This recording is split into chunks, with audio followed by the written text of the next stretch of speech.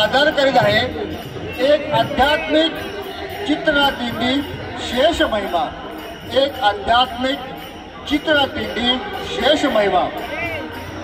ब्रह्मदेवाच्या 6 पुत्रापैकी एक मरीचा नावाच्या पुत्राने आपल्या इच्छाशक्तीच्या जोरावर कश्यप नावाच्या पुत्राला जन्म दिला आणि कश्यप ऋषींनी दक्ष प्रजापतीच्या 17 पुत्रींची विवाह केला।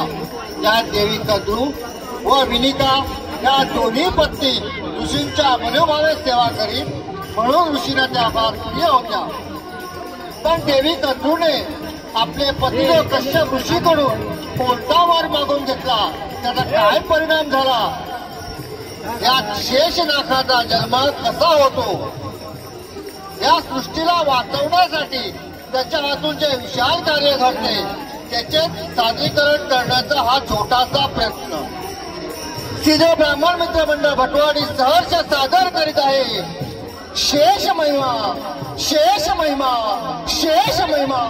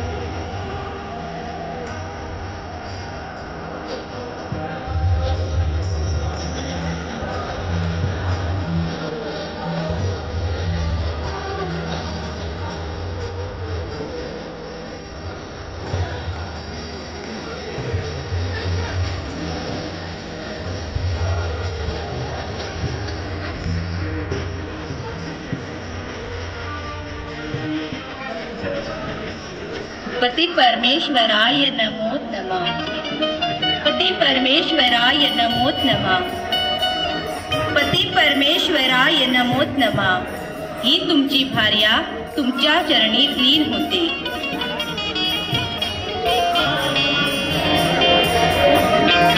सौभाग्यवती देवी, देवी तू आमची पत्नी आहेस याचा आम्हाला सार्थ अभिमान आहे।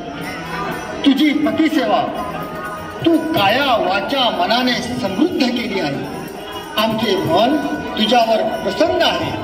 तू माग, काय हवं ते माग देवी, काय हवं ते माग।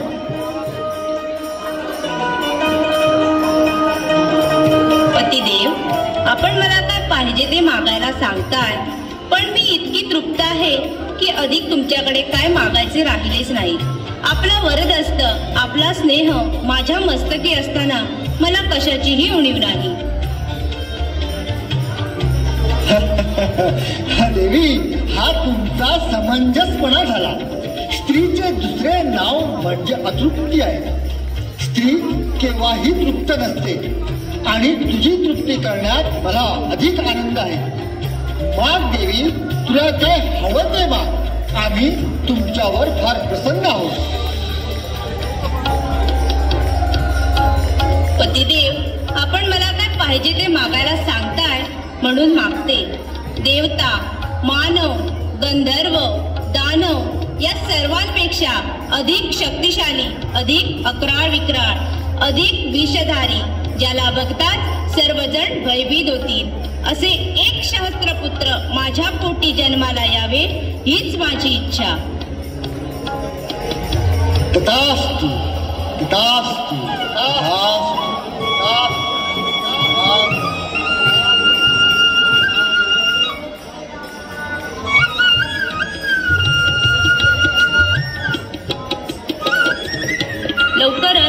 लवकरच या अंड्यातून माझ्या प्रिय पुत्राचा जन्म होणार आहे। त्या क्षणाची मी खूप आतुरतेने वाट पाहते आणि तो क्षण लवकरच माझ्या दृष्टीस पडणार याचा मला खूप आनंद वाटतो।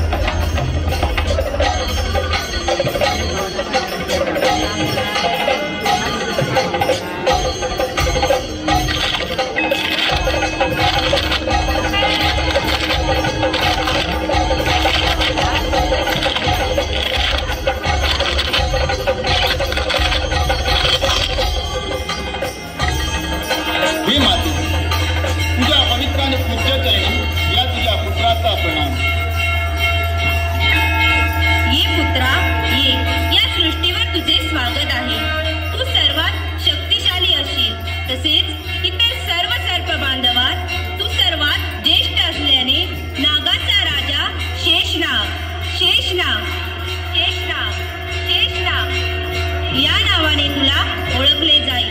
या त्रिभुवनात तुझी कीर्ती युगानयुगे अजरामर राहील असा माझा आशीर्वाद सदैव तुझ्या पाठीशी राहील, सदैव तुझ्या पाठीशी राहील।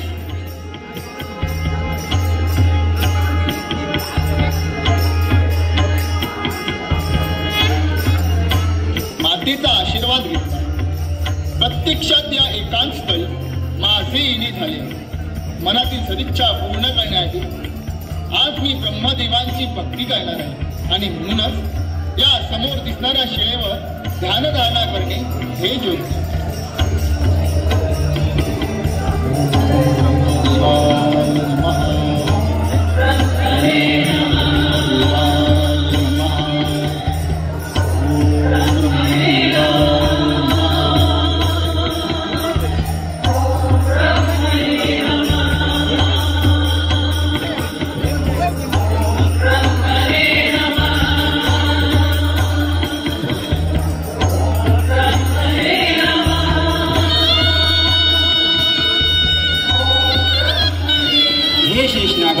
मी तुझ्या तपश्चर्येवर प्रसन्न झालो आहे। तुझा हा तप अतुल्य आहे। तुझ्या या तपाबद्दल जे काही वरदान तुला मागायचं आहे ते माग।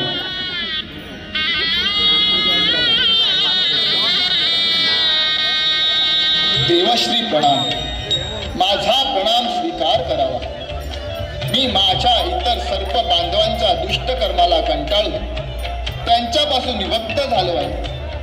या सृष्टीच्या संरक्षणासाठी माझ्या हातून काहीतरी चांगले कार्य घडावे अशी माझी इच्छा आहे आणि म्हणून मी या सृष्टीचा आधार म्हणून सर्वांचे रक्षण करेन असे वरदान मला द्या।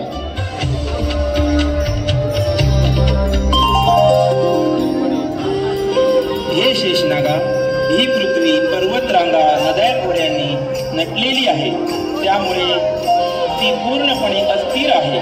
तसेच वैकुंठवासी विष्णूला पृथ्वीचे भ्रमण करताना विश्रांतीची गरज आहे। तेव्हा तू त्यांना तुझ्या परीने जे काही सहकार्य करता येईल जेणेकरून त्यांचा क्षीण दूर होईल असे सहकार्य कर।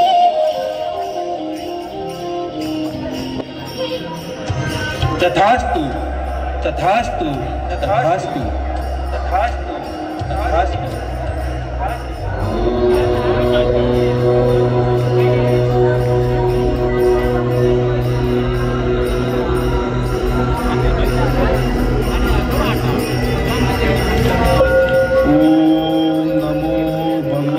वासुदेवाय नमः। ओम नमो भगवते वासुदेवाय नमः। ओम नमो भगवते वासुदेवाय नमः। ओम नमो भगवते वासुदेवाय नमः।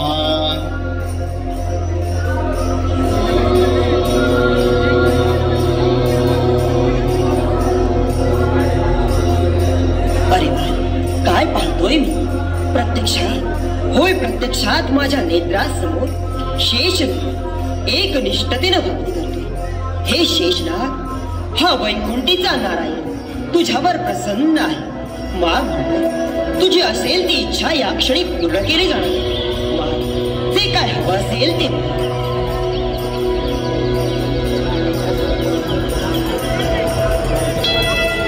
हे माझ्या दयेचं, हे विश्वाच्या पालनकर्त्या देवते, हे वैकुंठीच्या नारायणा, हे माझ्या दयेचा देवा, तुझ्या पूज्य आणि पवित्र चरणी हा शेषनाग नतमस्तक होतोय। तेव्हा या पृथ्वीचे संरक्षण आणि संचलन करत असताना तुम्हाला विश्रांतीची फार गरज असते, म्हणून मी तुम्हाला विश्रांती देईन। तुम्ही माझ्या या शय्येवर विसावा घ्यावा। मी तुमचा सर्व भार स्वतःवर घेईन अशी माझ्यावर आपली कृपा असावी।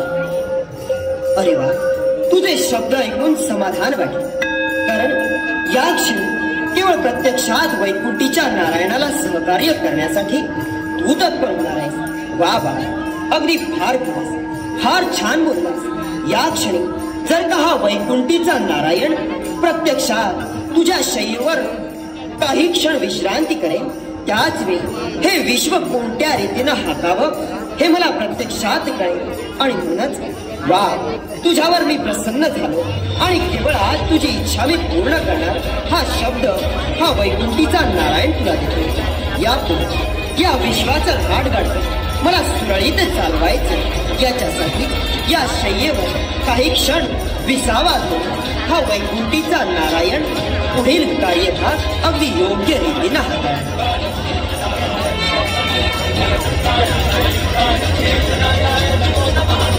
तुला धन्य झालो या विश्वाची पालनकर्ती देवता आणि तुझा भक्त म्हणून माझ्या मुखात निघणारे शब्द जेव्हा माझ्या या शैलीवर विराजमान हो आणि ते तू सत्य करणार आहेस तेव्हा धन्य झालो, धन्य झालो।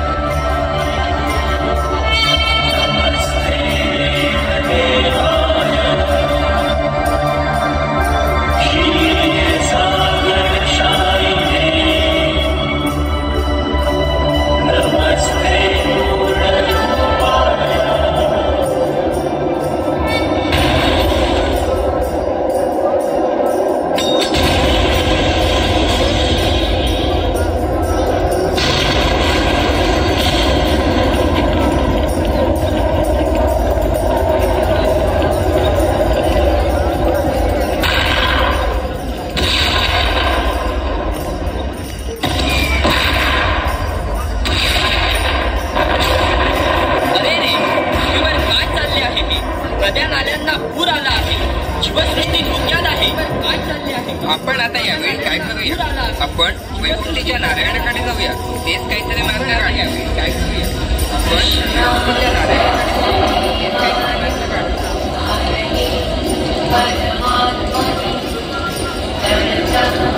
वैकुंठीच्या हे वैकुंठीच्या नारायणा, पृथ्वीवर महाभयंकर भूकंप होऊन नद्या नाल्यांना पूर आल्याने पृथ्वी तलावर हाकार माजला आहे। सारे जलचर, भूचर, मानव, देव, दानव सारे भयभीत झाले आहेत। संपूर्ण पृथ्वीवर अस्थिरतेचे सावट आहे। या महाभयंकर संकटातून आपणच काहीतरी मार्ग काढा देवा। हो देवा, या संकटातून आपणच काहीतरी मार्ग काढा।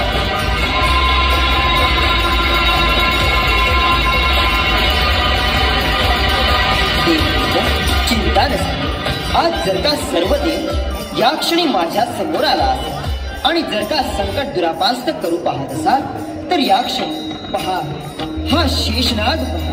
याच्या जवळ पाहिल्यानंतर एक महान शक्तिशाली हा शेषनाग ज्याला ब्रह्मदेवाचा वरदहस्त आहे आणि याच्या नंतर जर का या शेषनागाच्या फणेवर जर का पृथ्वी धारण केली असेल तर ही पृथ्वी स्थिर राहू शकते आणि या विश्वाचा भार हा समतोल अगदी योग्य राहू शकतो। याच्यासाठी शेषनागाच्या फळेवर या पृथ्वीला धारण करून या पुढील कार्यभाग मला हाताळायचा आहे। याच्यासाठी पहा, हे शेषनाग माझी तुला आज्ञा आहे, या क्षणी ही पृथ्वी तुझ्या मस्तकी धारण करून या पृथ्वीचा भार तू सांभाळावा अशी माझी तुला आज्ञा आहे।